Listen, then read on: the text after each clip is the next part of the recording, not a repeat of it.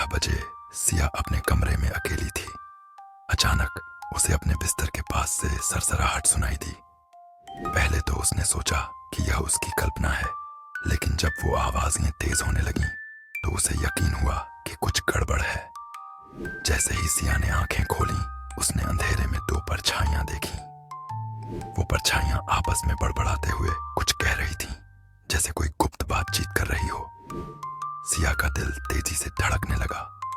वो समझ नहीं पा रही थी कि कैसे वह सिर्फ यह सुन सकती थी, जबकि उसके माता पिता गहरी नींद में थे। उसने धीरे धीरे अपने बिस्तर से उतरने की कोशिश की, लेकिन उसकी जांघों में ठंडक दौड़ गई। परछाइयां उसकी ओर बढ़ने लगीं और सिया ने खुद को बचाने के लिए चिल्लाने की कोशिश की, लेकिन उसकी आवाज जैसे गले में अटक गई। तभी एक परछाई ने कहा, हम यहां तुम्हारे लिए हैं। सिया की आंखें चौड़ी हो गईं और उसने समझा कि यह सिर्फ आवाजें नहीं थीं। वो परछाइयां अब उसकी तरफ बढ़ रही थीं, जैसे उन्हें उसकी आत्मा की तलाश हो। एक पल में सब कुछ शांत हो गया। सिया ने महसूस किया उसकी हर कोशिश बेकार थी। अगली सुबह सिया का कमरा खाली था।